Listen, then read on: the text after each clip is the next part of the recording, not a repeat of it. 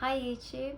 In today's video I'm going to be explaining 90s fashion. This is part of my Explaining Eras series. Some of you may have watched these before and have been waiting for this video.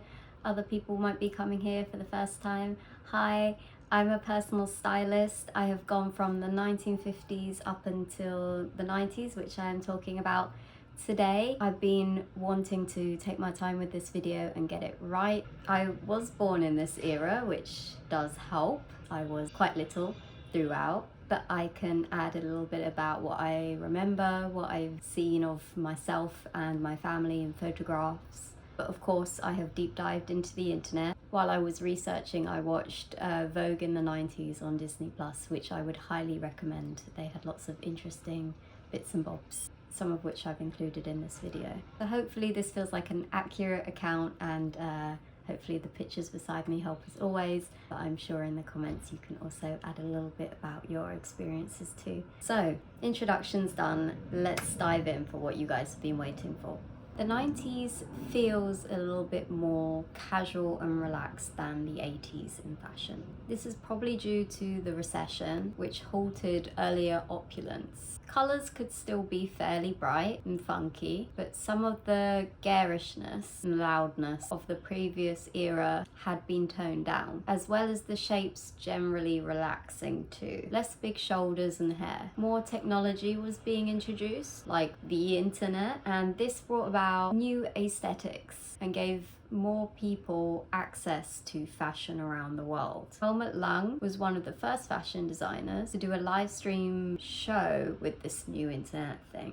Thierry Mugler's 1995 collection had a range of sexy cyborgs. Recently, you will have seen Zendaya in this iconic archival tribute at a Dune premiere. In the later 90s, we see a cyber feeling in fashion, a bit like how in the 60s, space travel influenced fashion. Fashion is always being influenced by other things in the world around. And this spacey boom continues in Y2K as well. But we really have to talk about grunge when we talk about 90s fashion. Marc Jacobs brought about the urban street style of grunge into high fashion when he took over the brand Perry Ellis, a more traditional brand, in 1993, and he was fired right after the collection. It felt throw-on, casual, effortless, yet still thought out with the layering and the pattern clashing, all of these things I really love personally. It was youthful, it was fun, and totally reflected the new era that was over that excess of the 80s. It took a minute for high fashion to get on board with grunge, but Grace Coddington showcased this style in Vogue and therefore brought it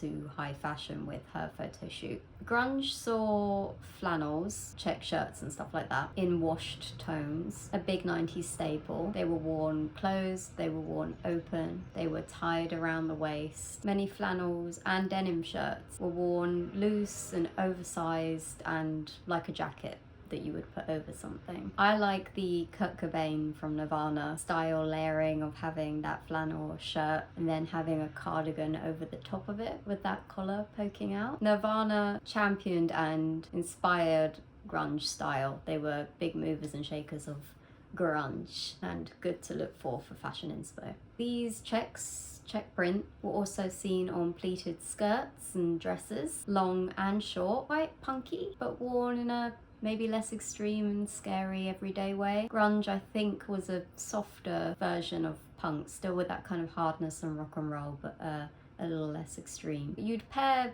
say, that check skirt with a vintage tee. Could be plain, could be striped, maybe there's a picture on it, like a cartoon, or it's a band tee, or even a thermal. There are a lot of those thermal button-down inside-y tops being worn outside. And also swap out that tartan skirt for ripped and aged denims. They tend to complement the look. Accessories could be hats like beanies and bandanas, chokers, layered necklaces, round sunglasses, Converse trainers and boots. It was very street, very skatewear, very rock and roll. Another designer I think adding into that grunge style was Anna Sui. She introduced a cute femininity into it with these childlike dolly dresses paired with the grungier items to make those grungy items less sweet. Courtney Love from the band Hole, who was also dating Kurt Cobain from Nirvana, loved this style and was a champion of that sweet feminine girly grunge. So the dresses were a little less structured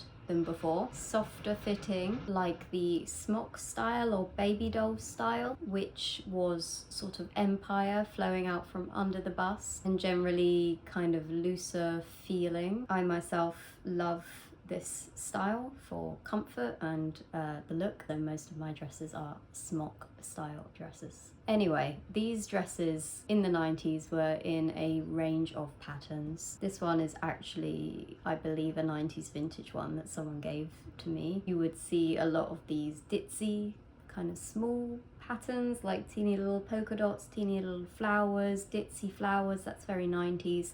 The checks, like I mentioned earlier, abstract kind of patterns. There was also a love of a 40s tea dress, which was fairly similar in shape. It was still fairly loose, but they did tend to be maybe a little bit tighter structured with lines going down them. Usually have buttons going down the front, maybe more of a shirt style, so they would have some sort of shirt collar. That's a bit more tea style. Pairing these dresses, like I was mentioning, with grungier items, the shoes were still quite childlike, like a T-bar or a Mary Jane kind of dolly shoe, which maybe had a bit more of a chunkier heel, so in that sense making it a bit more grunge, and worn with a long sock. That childlikeness, but somehow the casual feeling of it made it more grunge. Another dress style to talk about, which was very popular in the 90s, was the slip dress. This style was a little bit like a nightdress, usually strappy and fairly plain in shape, sometimes having lace details, maybe around the neckline or on the bottom or on a slip or even across the bust. And the fabric would be typically that silky, night dressy fabric, traditional style. Could also equally, like the smock dress, be that ditzy print, that check,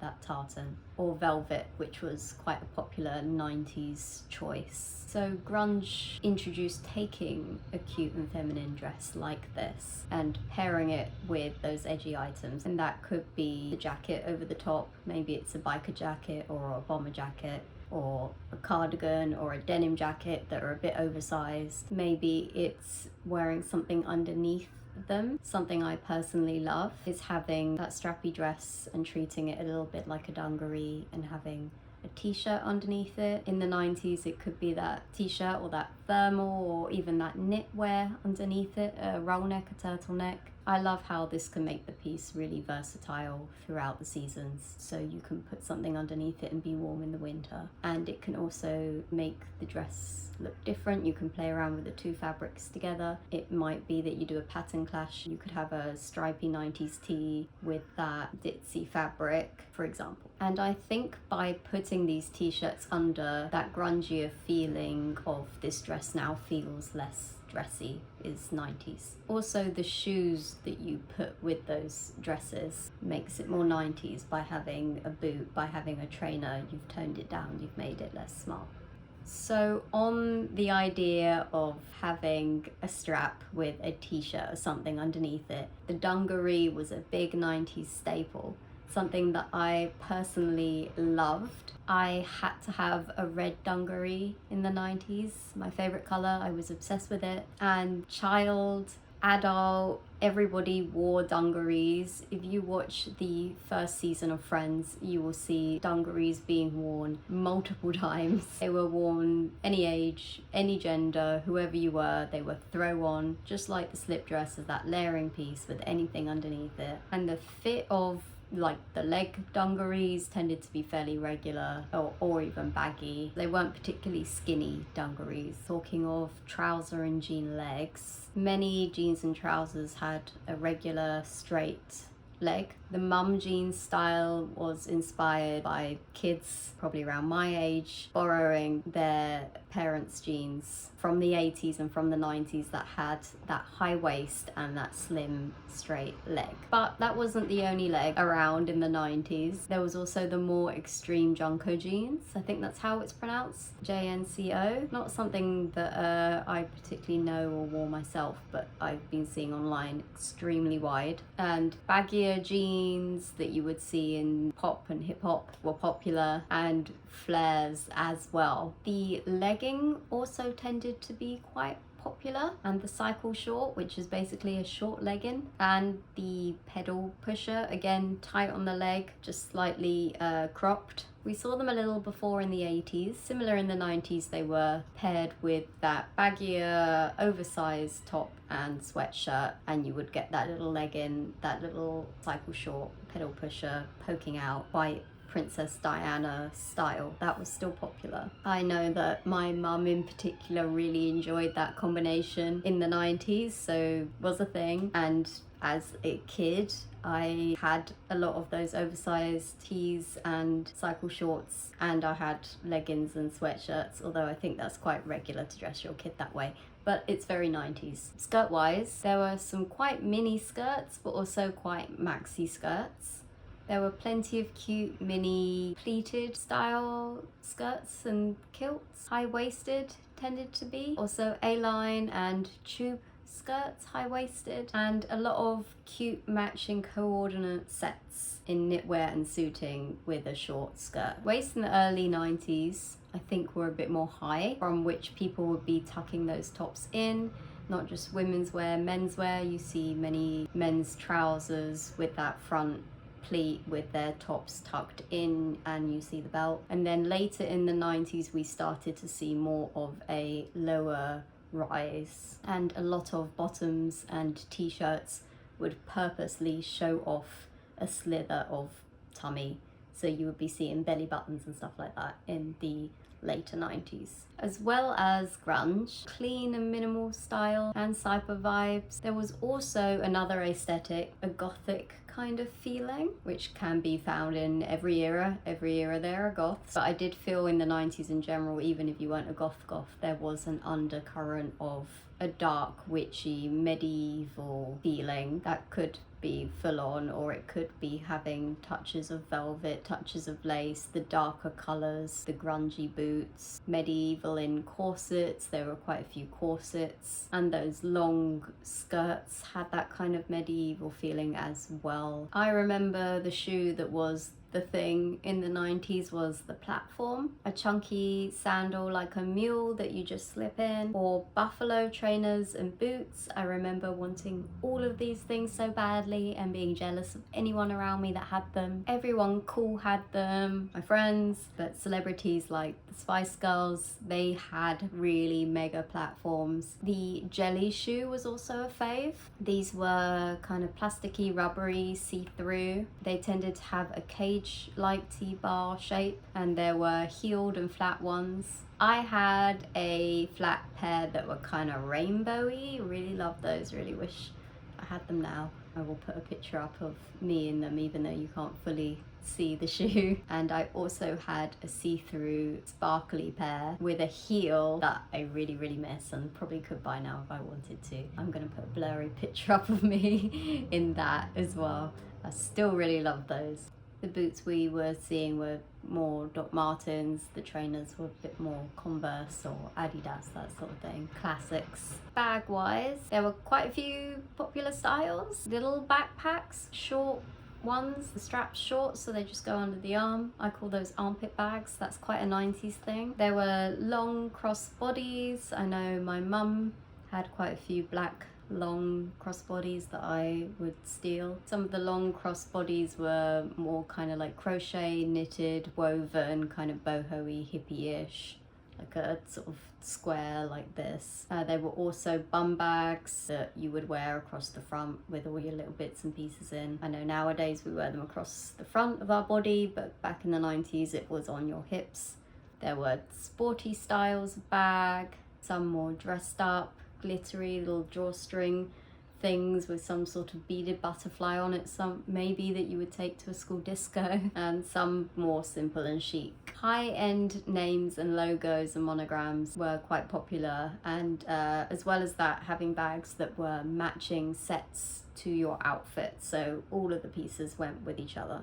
including your bag. Accessories I feel were quite fun and funky. The choker is a personal fave. A choker is just a short necklace that sits on your neck or this kind of area here. In particular, this one is called a tattoo choker. Stretchy and wiry and braided, looking like a tattoo. That was really popular. They came in all different colors. I think I had like a red one or something.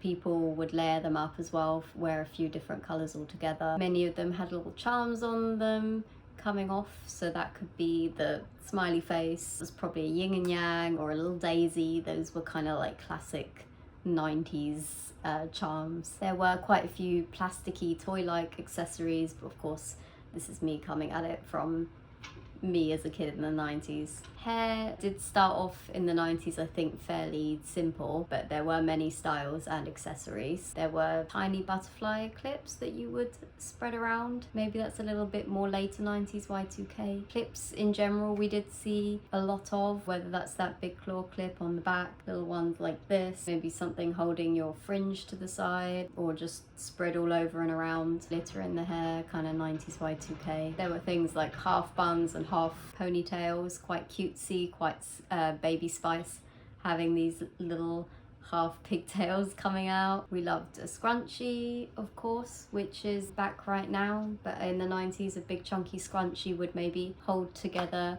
a loose ponytail or a loose braid. We had a hairstyle book that would teach you stuff about doing a French braid and putting little braids all over the place and little buns and half buns and stuff like that. And I know as a kid we had stuff like a hair band, an Alice band with your name written on it.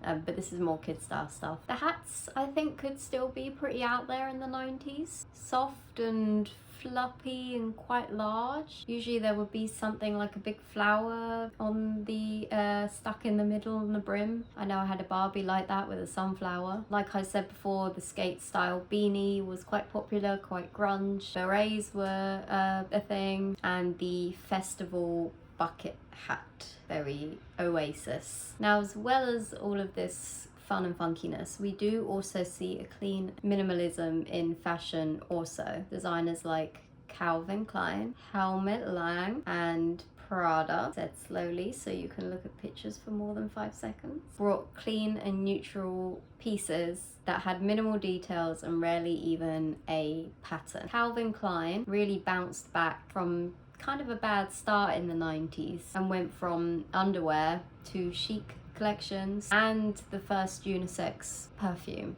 I think a lot of us know and still wear today, CK1. And contrasting to that, young English creatives like John Galliano and Alexander McQueen produced theatrical catwalk shows fusing history and fantasy. Each collection had a story and captivated audiences with radical beauty. Vivienne Westwood was still going strong with her Victoriana and iconic Anglomania lines, of which some iconic tartan suits worn by the big faces like Naomi and Kate Moss. And there was even a pair of platforms that were so big that Naomi Campbell fell in them, which is also very iconic. The 90s was quite big on labels, monograms and names, a bit like now to be honest. Calvin Klein waistbands, DKNY by Donna Karan, D&G, Dolce & Gabbana. In pop culture it seemed like everybody knew these brands and they were becoming more household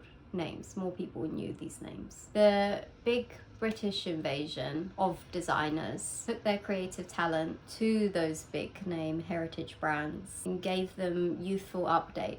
John Galliano went to Dior, Alexander McQueen went to Givenchy, and Stella McCartney went to Chloe, Marc Jacobs went to Louis Vuitton, and he launched their first ready-to-wear collection in '98. So the big fashion brands all wanted an update, and Karl Lagerfeld took Chanel and made it covetable again. I think making such iconic collections that are some of Chanel's best, in my opinion. I really love all of his work around the sort of 90s, 93 kind of era, with lots of those sweet matching suit sets, matching skirts in lovely pastel colours, still feeling really Chanel but updated and youthful. Tom Ford took on Gucci in 1995 and showed a sexiness 70s style with open silk shirts, velvet suits, and he also restarted that fashion house. In 1997, Gianni Versace was shot outside his house. This was a massive loss for the fashion world. That year, Anna Wintour, who had just taken over the Met Gala, which had been mainly for socialites, decided to honour him, and the whole fashion world and everybody in music and film showed up. All of the people that he had dressed and worked with had come to honour him and his work. This started to change future Met Galas to have more attendances like this, and we got more of the big fashion red carpet moments like we know and love today. And it also got more people interested in seeing high fashion exhibits at the Met Gala. Menswear seemed to loosen up also with this overarching feeling of casualness, and casual Fridays took over at work, and companies like Gap were bringing chinos to the offices. Suits were quite baggy still, less dramatically shaped than the 80s, still fairly oversized, and we got that pleated front, as I mentioned earlier. Off-duty looks could be fairly simple. Grunge was popular for men also. The Kurt Cobain throw-on cardigan and oversized jumper. Men also quite enjoyed a sweater vest over a t-shirt. I feel in the 90s we did see a lot of waistcoats, whether they were knitted waistcoats or like patchy waistcoats or velvet waistcoats or waistcoats in general. Many of the big supermodels that were introduced into fame into the 80s stayed big and strong faces like Naomi, Linda, Christy, Cindy, and Tatiana. We were also introduced to a new type of model and a new take on beauty with Kate Moss. Kate was young, not classically beautiful. She had quirks, she was shorter and skinnier, and her breakout campaigns for the Face magazine and Calvin Klein that launched her into fame saw less makeup and more of a real and edgier girl than we were seeing before. Not everybody took to this younger and skinnier looking frame, heroin chic as they called it. And today, this is now the frame and the look that we associate more models with, though that has been changing and we have been getting more inclusivity. But Kate had changed the standard for modeling. Quirkier, less standardly gorgeous girls were representing. Faces like Kristen McEnemy, with her dark and edginess, could come from Kate's lead. Amber Valletta with her stronger features also.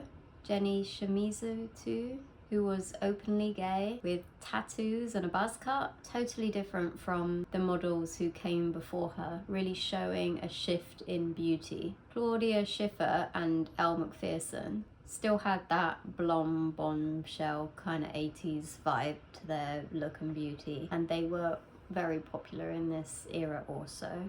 Tyra Banks, Heidi Klum, and Giselle are names that we still all know in popular culture today, who got their start and were very big in the 90s also. Yasmin Guri, born in Canada but being Pakistani, was one of the first South Asian women to appear on a Vogue cover. She was also really known for her walk. Also, to talk about male models, the hottest name was Tyson Beckford, who was made big from working with Ralph Lauren, who, like I was saying before, with brands revitalizing themselves, certainly did so in the 90s with Tyson on their side. In the world of music, speaking of British impact, Naomi, Kate, Britpop emerged. The big two who were battling against each other were Blur and Oasis. Fashion influences from them were also the mod-like haircuts, 60s mod, big khaki parka coats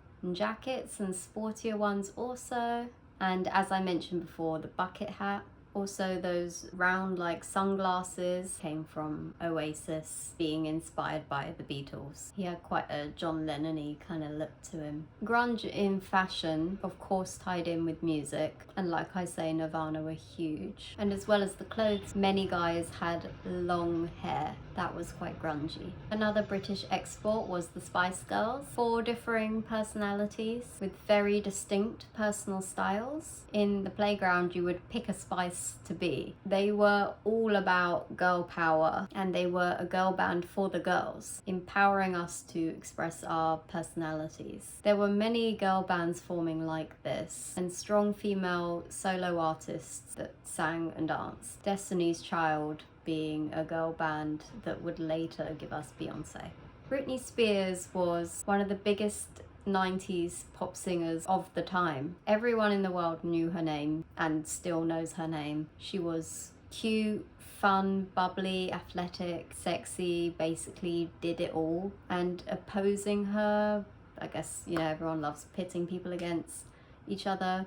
We had Christina Aguilera, who offered a bit more edginess than Britney's Girl Next Door vibe. Mariah Carey, I think, had some really good 90s looks as well to look at. The women of hip hop were also making fashion waves, and in 1991 TLC went from 80s neons and parachutes to metallics, sports bras, which were massive in pop. Everyone wore them, and they usually wore them with a sporty bottom like a cargo pant or something like that. Really, everybody did, whether you were cool or if you were a band for the kids like Steps or S Club 7. Cargos were very sought after, I remember. It was very cool to have cargos, especially in Y2K, a bit later in the 2000s. Mary J. Blige comes on the R&B scene with a hip-hop inspired look that was very tomboy and different. Missy Elliott wearing Puma and Adidas and oversized sportswear in that tomboy kind of way, then moved to a more sexy and feminine direction with more high-end and glamour. In menswear, hip-hop was also huge, and the brand Fubu, for rappers by rappers, had these large baggy oversized shapes that was so popular and so influential. They then did take their hip-hop style to NSYNC, who wanted a slice of that, and it really took that style further. Tommy Hilfiger had seen and noticed street fashion and took influence, making bigger logos, more street pieces. He then got Snoop Dogg to wear it on Saturday Night Live in 1994, giving the brand a cooler youth status. So really in the 90s we're seeing these heritage brands get cool. In 1997, Kimora Lee Simmons, the model, launched the brand Baby Fat. Who remembers that name, eh? Boys were also having a moment, and boy bands, also marketed to be posters on the wall to gush over, were huge. Backstreet Boys, NSYNC, British ones I remember at the time, or maybe later. Take That, Westlife, Boyzone, Vive. Their hairstyles were really influential, and the curtains, that straight fringe with an opening, was very, very popular. Similar in TV and film. Young heartthrobs like Leonardo DiCaprio was a curtain hairstyle poster boy. Hair also took a cyber influence, and frosted tips in blondes was equally boy band faves. Lots of kids in my schools weren't dyeing their hair, but were gelling their hair into spikes. A lot of British hair was inspired by David Beckham. He had it all. He did all the hairstyles. The curtains, shaved, and everybody did it in hopes to look like him. He was an absolute icon and not afraid of fashion. His power union to Posh Spice, Victoria Beckham, saw two icons collide, and they delivered iconic couple looks. Similar to this, couple looks also came from two big celebrities, Britney Spears and Justin Timberlake. Friends, arguably one of the biggest sitcoms ever, debuted in 1994 and still today is a massive fashion influence. Jennifer Aniston's haircut with the feathering and streaky dyes was huge, and many people went to the hairdresser to get this same style. All of the cast, in my opinion, with their signature personal styles, delivered looks in both the 90s and early noughties. Definitely go back and watch this TV show if you want to see 90s fashion, first season. In Seinfeld, although it's not a fashion-y show, I see people online saying that George Costanza actually had quite a few good preppy fashion looks. The Fresh Prince of Bel-Air, starring Will Smith, what made him huge and brought about many fun and zany looks from him. I also think the girls showed a range of many great looks, both of them showing a grungier style and those kind of upper class matching suits that I was talking about. Definitely look at this for fashion inspiration also. My So-Called Life was a teen show that brought Jared Leto into fame, and he was a complete poster boy heartthrob. You can see him ticking the choker, the long hair, soft grunge trends. Also Claire Danes and her gothic friend had some real looks. Melissa Joan Hart filmed Clarissa from the late 80s to the early 90s and had some quite fun and zany looks too, with a fun and grungy style. She later went on to film Sabrina the Teenage Witch, which is a personal favourite of mine in the 90s. I always thought that the fashions were really cool. Being a witch, she wore a lot of the velvet and lightly gothic styles. We also forget that The Simpsons first aired in the 90s, and yes, the character design is simple, but it definitely still had an effect on streetwear, and the characters themselves would be on fashion. On fashion in TV, Sex and the City has to be mentioned. I haven't watched it, I was too young when it came out, and I know I should now, but here's what I've researched for the video. Honestly, what I'm about to say makes me want to watch it. From 1998, we see a group of women who are frank and talking about real things with some fashiony gems and moments sprinkled into it to feast upon, inviting the TV watching public into the world of fashion with a backdrop of New York and relatability. Characters were wearing thrift store clothes at the start of the series when they had less budget, and then big names of designers were getting involved. Carrie getting her Fendi baguette bag stolen made it the big it bag and gave the show a much bigger budget to go forward with. Because Fendi had loaned this bag and saw what that could do, fashion houses now have entire departments dedicated to getting their products on TV and film. The best advert, really. Also, on researching this video, I kept seeing stills from The Nanny, which looks like it's serving some incredible looks. Lots of fashion homework here. Also, one mention from me particularly personally is Sailor Moon, one of my all-time favorite mangas and animes for fashion. Growing up, I saw a version of this on TV which had been brought over for the UK, but revisiting it as an adult and reading the manga and seeing the beautiful illustrations, you can tell that Naoko Hakuchi really loves fashion. Lots of runway references throughout, and it's nice to see something animated where the off-duty style, the street outfits, are all different. They're not just a cartoon character with one outfit. It inspired me as a kid, still does today. It has that girl power feeling to it, just like how the Spice Girls did. Clueless is also a great 90s fashion film that served many iconic looks. There's great matchy suits, funky standout pieces, quite Westwoody feeling. The movie also introduced the brand Alaya to a generation and still has many of us dreaming of a digital wardrobe like hers. On that, 90s romcoms are a great place to get a slice of fashion. Never Been Kissed, 10 Things I Hate About You, Pretty Woman, 4 Weddings and a Funeral, Notting Hill, She's All That, all great to look at. Speaking of curtains and floppy hair, Hugh Grant doing what he does best. As a kid, my all-time favourite movie was Parent Trap. Not just that I was a twin, but I genuinely loved all of the looks in it. We had matchy little two-piece sets, cute everyday denims, all sorts really being worn by both the kids and the adults. That was aspirational. Check it out if you haven't seen it, I still love it. Speaking of twins, Mary-Kate and Ashley's TV and films were filled with fashion moments, and they have always been on top of style. They used to match and coordinate with each other in the earlier 90s, and as they grew up they carved more distinct style personalities. No surprise they quietly started their own fashion brand, The Row. The Row is so highly sought after and high-end that many people don't even know it's designed by them both,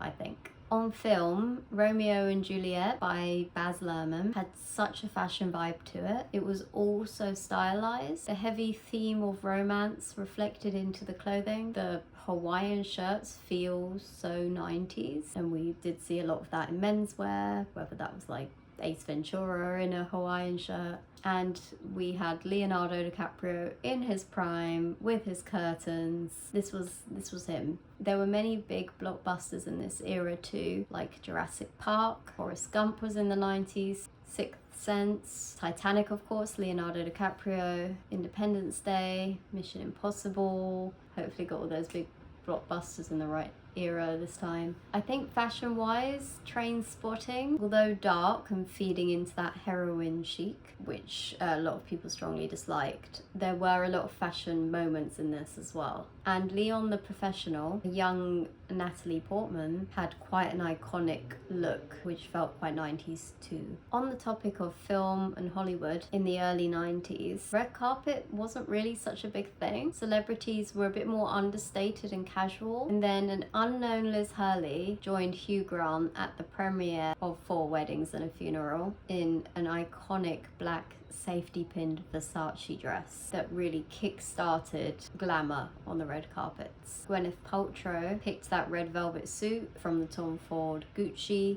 collection. Nicole Kidman had John Galliano design a couture dress for her at the Oscars that was so beautiful it gave Dior a push, and more actors started to create these relationships with designer brands and designers, and stylists and makeup artists were starting to work on big events like this also.